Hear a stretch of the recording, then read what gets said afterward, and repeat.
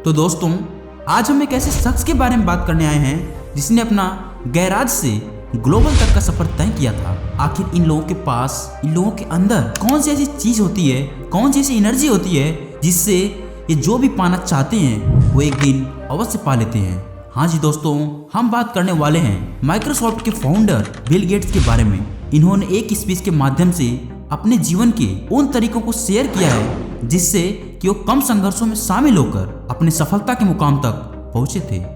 उन्होंने जो भी स्पीच दिया था वो स्पीच इंग्लिश में थी, तो बहुत से सारे लोगों ने लैंग्वेज बैरियर के कारण अभी तक सुनी नहीं है। तो दोस्तों, आज मैं इस वीडियो में उनकी ही स्पीच को हिंदी में अनुवाद करके आप तक पहुंचाना चाहता हूं। तो आज आगे के सारे शब्द होंगे बिल गेट्स के, मैं तो बस हिंदी में अनुवाद करके आप तक पहुंचाना चाहता हूं। तो दोस्तों, अगर इस चैनल पर आप पहली बार विजिट किए हैं तो चैनल को सब्सक्राइब करके बेल आइकन को ऑल पर सेट कर लें और इस वीडियो को लाइक करना ना भूलें। तो चलिए शुरुआत करते हैं। 5 बातें जो मैं चाहता हूँ कि काश मुझे ग्रेजुएशन के टाइम पता चल पाती, जिसमें मैं कभी भी शामिल हुआ ही नहीं। पहली बात इस चीज़ की पुष्टि करता है कि आपका जीवन एक नाटक नहीं है। आप खुद के करियर के बारे में सही निर्णय लेने के लिए बहुत दबाव महसूस करते हैं। ऐसा अनुभव किया जा सकता है। आप कल या अगले कुछ वर्षों तक जो भी करेंगे, जरूरी नहीं है कि आप हमेशा वही करते रहेंगे। जब मैंने स्कूल छोड़ा था तो मैंने यही सोचा था कि जीवन भर मैं माइक्रोसॉफ्ट में काम करूंगा। फिलैंथ्रोपी में फुल टाइम जॉब करते हुए भी आज भी माइक्रोसॉफ्ट में पार्ट टाइम जॉब करना मुझे पसंद है। मुझे हेल्थ, एजुकेशन और क्लाइमेट चेंज से जुड़े कामों में और दूसरों के साथ दिन बिताने का एक अवसर मिलता है।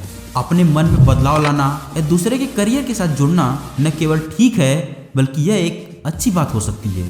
दूसरी बात यह है जो मैं अपने ग्रेजुएशन के दौरान काश जान पाता। You are never too smart to be confused. मुझे महसूस होता है कि जब मैंने कॉलेज छोड़ा मुझे सब कुछ पता है, जो कुछ भी उस वक्त पता होना चाहिए। लेकिन सबसे बड़ी बात यह है कि आपका पहला ध्यान उस पर नहीं जाना चाहिए जो आप जानते हैं, बल्कि उस पर जाना चाहिए जो आप जानते ही नहीं हैं। आपके आने वाले टाइम में एक दिन ऐसी समस्या आएगी जिसे आप अकेले सॉल्व नहीं कर सकते, लेकिन उस वक्त आपको धैर्य रखना है, आपको घबराना नहीं है।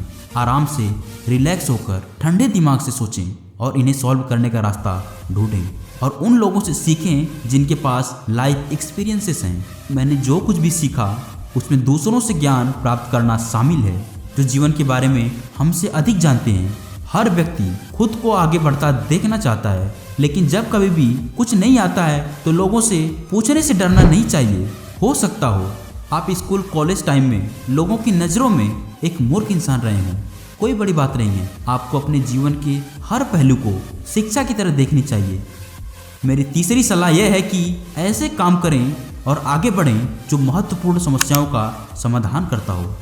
सबसे अच्छी बात यह है कि आप ऐसे समय में ग्रेजुएशन कर रहे हैं जिस वक्त आपको अनेकों कठिनाइयों का सामना करना पड़ रहा होगा। हर दिन नए कंपनीज और नए इंडस्ट्रीज उभर रही हैं जो आगे चलकर आपको अच्छा जीवन जीने और खुद में बदलाव करने का अवसर देंगी। टेक्नोलॉजी और साइंस की दुनिया में प्रकृति ने बहुत बदलाव किया है, पहले की तुलना में बहुत ही आसान बना दिया है। और अगर आप अपने दिन को हर उस काम में लगाते हैं जो बड़ी समस्या का समाधान देती है तो ये आपको अपने सर्वश्रेष्ठ काम की ओर ले जाती है।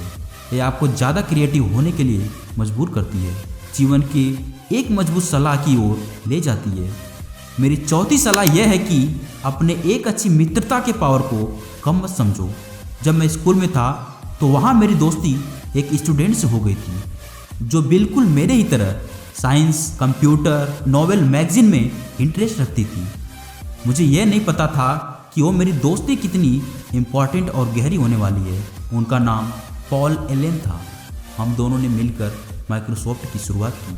आप जिसके साथ हर पल बिताना पसंद करते हो, जैसे खेलना हुआ, उनके साथ उठना बैठना हुआ, वो लोग बस आपके क्लासमेट या बस एक दोस्त नहीं है, बल्कि वो ये भी तय करते हैं कि आपका भविष्य कैसा होगा।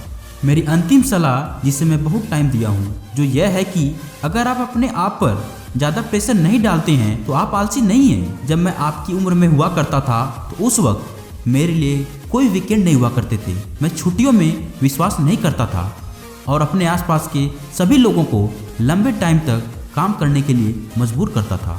मेरे माइक्रोसॉफ्ट के ऑफिस से बिल्कुल पार्किंग एरिया स्पष्ट नज़र आती थी। मैं पूरा नज़र रखता था कि कौन घर जल्दी गया और कौन देर तक काम में लगा हुआ है। इससे मुझे उनके काम करने का इंटरेस्ट पता चलता था। लेकिन मुझे इस बात का एहसास तब हुआ जब मैं पिता बना कि जीवन जीना उतना ही इम्पोर्टेंट है जितना काम करना इम्पोर्टेंट है। मुझे यह समझते समय लग गया कि सफलता का जश्न मनाने और फेलियर से उभरने के लिए रिश्तों का मजबूत होना बहुत आवश्यक है, जिसके लिए समय निकालना पड़ता है। जब जरूरत पड़े तो अपने काम से हटकर ब्रेक ले, इससे पहले कि आपके जीवन के अगले स्टेप की शुरुआत हो। कुछ पल निकाल कर इंजॉय करें जब भी आप अपनी इच्छा से समय निकाल पाना महसूस करते हैं। क्रिम्सन ने मुझे हार्वर्ड का सबसे सफल ड्रॉप आउट कहा। मुझे एहसास होता है कि ये मुझे अपने विशेष कक्षा का मान्यवर बनाता है ना। मैं ये मानता हूँ कि हार्वर्ड मेरे लिए एक बेहतरीन अनुभव था। एकेडमी लाइफ बहुत ही खूबसूरती से भरा था। मैं बहुत सी अन्य कक्षाओं में बैठना पसंद करता था।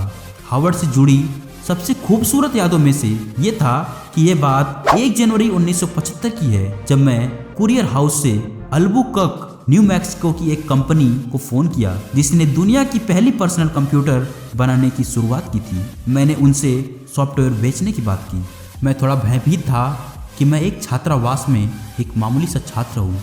मुझे ये लगा था कि वो मेरा फ़ोन काट देंगे, लेकिन उनका जवाब था कि अभी हम तैयार नहीं हैं, अगले महीने हमसे मिलने आएँ। और ये हमारे लिए बहुत ही अच्छी बात थी, क्योंकि अभी तक तो हमने सॉफ्टवेयर लिखा ही नहीं था। उस समय से मैंने अतिरिक्त परियोजना पर काम किया, जिससे मेरे कॉलेज की शिक्षा समाप्त हुई और माइक्रोसॉफ्ट के साथ एक उल्लेखनीय यात्रा की शुरुआत हुई। उस दिन से मैंने उसी प्रोजेक्ट पर दिन रात काम करना शुरू कर दिया और मैंने कॉलेज जीवन को छोड़कर माइक्रोसॉफ्ट जीवन की शुरुआत की। तो दोस्तों, आशा करता हूँ कि बिल गेट्स के शब्द और मेरी आवाज़ आपको अपने जीवन की एक नई दिशा की ओर परिवर्तित करती हैं। तो इस वीडियो को अपने दोस्तों के साथ शेयर अवश्य करें और वीडियो को लाइक करना ना भूलें। अगर इस चैनल पर पहली बार विजिट किए हैं तो चैनल को सब्सक्राइब करके बेल आइकन को ऑल पर सेट कर लें। मिलते हैं ऐसे ही नेक्स्ट जोश के साथ अगले वीडियो में। तब तक के लिए जय हिंद।